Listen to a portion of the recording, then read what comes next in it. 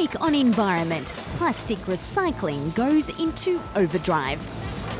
Our goal is to collect the maximum amount of waste so it can be recycled and given a second life as raw material.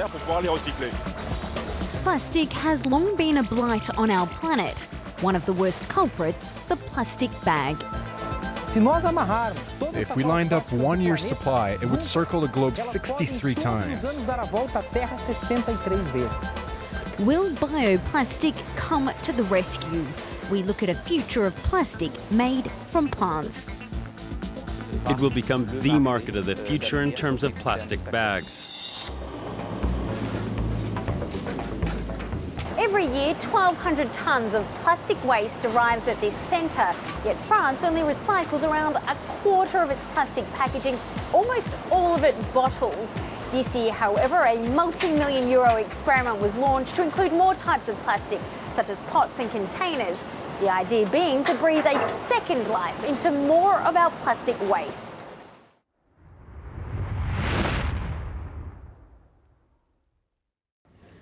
For several months now, the Bourriot family has added an extra chore in the kitchen. Catherine's home is one of 4 million to take part in a new recycling project, meaning she separates more of her plastic from the general waste. The recycling bin is almost twice as full compared to the past. Before, we didn't include yogurt pots or little bottles like this. We also didn't put in these types of plastic containers. But we do remove this bit here because it's wrapping. Her rubbish makes its way to a sorting centre several kilometres away. This is where advanced technology steps in, with a machine that identifies and separates 3 different types of plastic at the same time. It's a laser which makes an analysis based on the color. So, for example, if it's plastic bottles which have to be selected, then there's a corresponding reference color which identifies them to be sorted. Afterwards, another type of plastic corresponds with a different color. In the past, this is a job that would have had to be done manually, but today humans are instead responsible for quality control. Since the project was launched 6 months ago, an extra 8% of plastic waste has been sorted for recycling and ultimately processed into a new type of raw material. Right now it's a good time to create an industry because there's a potential customer base for this recycled material, which wasn't the case before.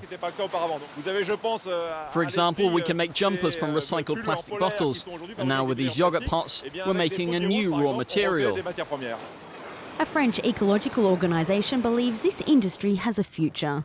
Eco Emballage invested more than 30 million euros in the project. Unfortunately, however, not all types of plastic are included. Today, this bag, for example, is a product we don't recycle. We neither source it nor recycle it. It's more complicated to sort a material like this than a bottle of water. The material is fine, very light, which is difficult to separate from other material.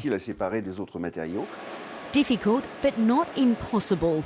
This company in the south of France is part of a different pilot project to determine whether it is feasible to recycle plastic bags and wrapping.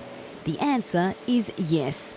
Using as many as 20 steps, they transform the plastic into millions of tiny pellets, which are then used to produce exactly the same product in its recycled form.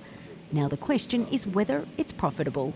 If today we've invested around 10 million euros towards an industry pilot, it's because we genuinely believe, along with our partners, that this is going to make money. The founder of Regifilm says the exact process is a secret, but one that many others are exploring. The market could be worth tens of millions of euros if used plastic bags were included in a national collection scheme.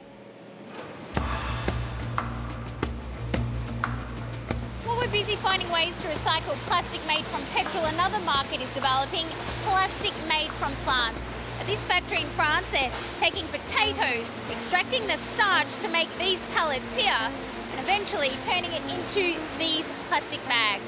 It's known as bioplastic and has been hailed as a greener alternative, some say prematurely.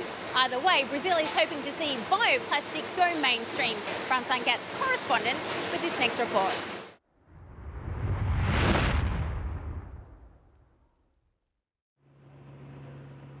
This is Brazilian corn country in the heart of the southern state of Paraná.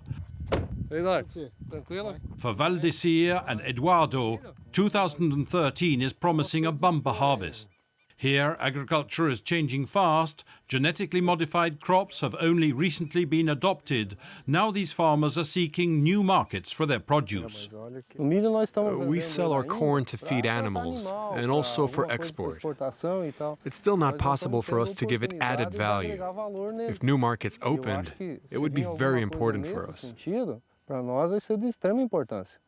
Some 400 kilometers away, in the city of Curitiba, a meeting is in progress. Manufacturers of a biodegradable plastic bag made from corn are making a presentation to state authorities. Their pitch is at the heart of one of Brazil's greatest challenges: how to manage its waste, plastics in particular. There are solutions which, in my view, should be applied in Brazil, given the economic boom here. We have more and more waste, and we need to reconsider the way we handle it. This is one of the largest plastic film factories in the country, producing 40 tons a day. In just a few months, these workers will be making a different product, degradable bioplastic. The hope that retailers and consumers can change their way of thinking. Everyone who goes shopping automatically relies on plastic bags. It's normal in Brazil. Everyone's carrying plastic bags for everything they buy.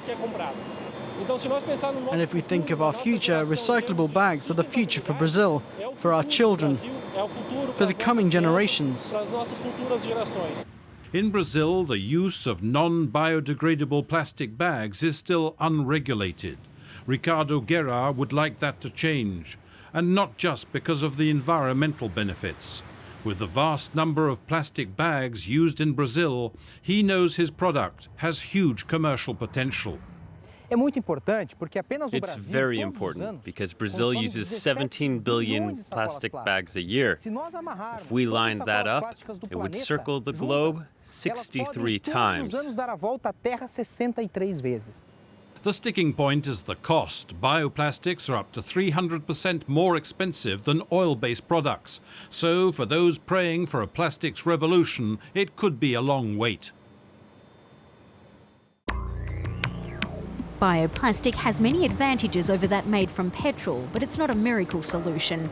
Its production can consume large amounts of water, and not all of it's biodegradable and compostable. There are certain products that arrive on the market with promises they don't keep.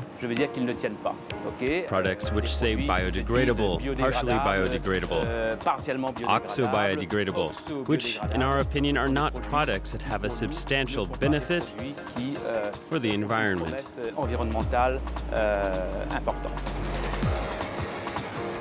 Bioplastic may make up only 1% of market share, but it is offering a handy solution to the lack of toilets in Kenya.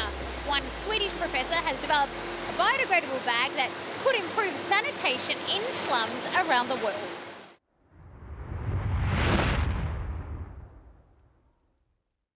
There's one child dying due to the lack of sanitation every 12 seconds. Unpleasant, unhygienic and potentially deadly. Open defecation in impoverished communities exposes residents to dangerous bacteria. Below the ramshackle rooftops of Nairobi's biggest shanty town, Kibera, wind alleys littered with human waste. Rubbish dumps are swollen with discarded polythene bags filled with excreta. With just one lavatory for every 500 people here, a Swedish organisation descriptively named Pipu is offering easily biodegradable single-use bags as a cheap and hygienic option. Ruth Alma says the mini bio-toilets come as a welcome relief. Now I don't have to use plastic bags. Before we used to relieve ourselves and then throw it in the dam or onto the streets. Now my kids don't have diarrhea anymore. And there's less smell. Each Pipu bag contained the chemical compound urea. That turns into ammonia once it comes in contact with human waste. In just a few weeks, dangerous pathogens have been broken down and the bio-toilets can be used as fertilizer. Customers are encouraged to return the bags for recycling rather than just tossing them away. We have women going around selling the toilets for 3 shillings, which is about 3 euro cents.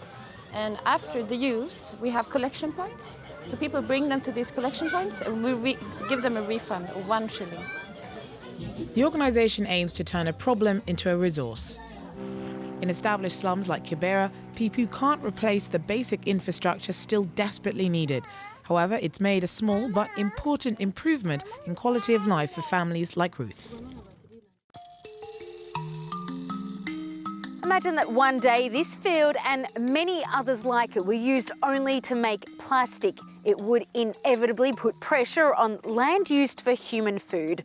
As a result, research is already looking at making bioplastic using entirely agricultural waste. That brings us to the end of this week's show. Thanks for joining us here on France 24. We'll see you next time.